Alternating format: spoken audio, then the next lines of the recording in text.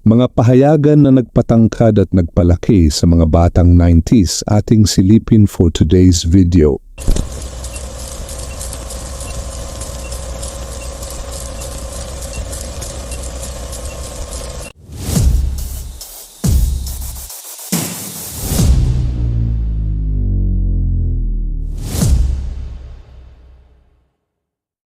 Una sa ating listahan ng bandera.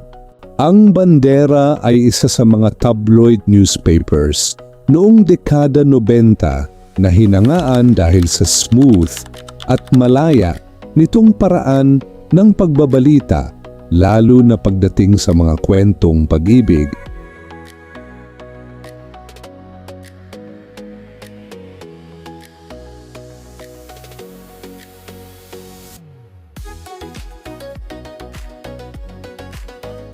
Pangalawa sa listahan ng Bulgar na Bulgaran kung Bulgaran ang paraan ng pagbabalita.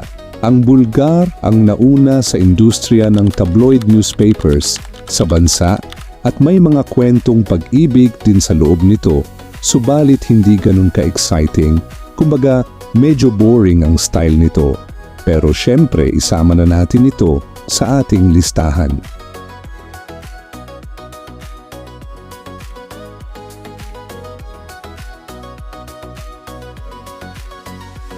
Isa pang pahayagan na sinubaybayan ng mga batang 90s kagaya ko ay ang Remate. Ito ang isa sa pinakapaborito kong daily tabloid noong araw sapagkat exciting at nakakabogli ang mga kwentong pag-ibig na nasa loob nito. Kung ang Bulgar at Bandera ay medyo smooth ang kwentuhan, ang Remate naman ay hayaga ng mga salitang ginagamit na lalong nagpapa-excite sa mga mambabasa.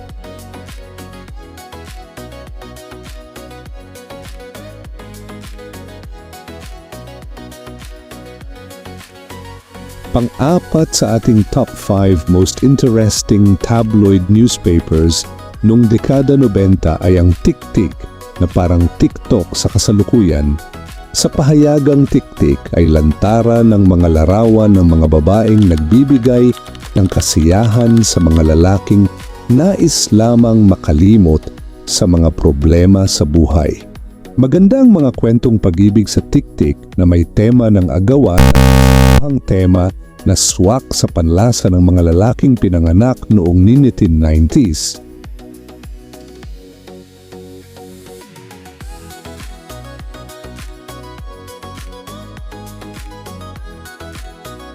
At ang numero nung pahayagan na nagpatangkad sa mga katropang 90s natin ay ang Hataw.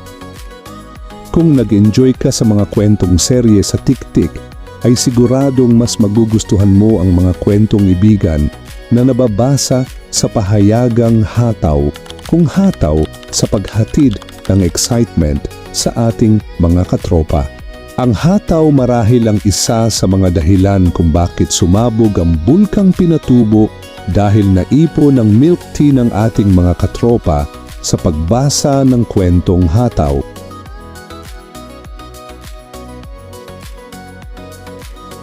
Yan mga pre ang mga dyaryong inabangan kada umaga dahil sa mga kapanapanabik na mga kwentong nagbibigay aliw sa mga katropa natin. Ikaw pre, alin sa mga dyaryong ito ang pinaka nagustuhan mong basahin at bakit? I-comment mo na yan below at maraming salamat sa panunood.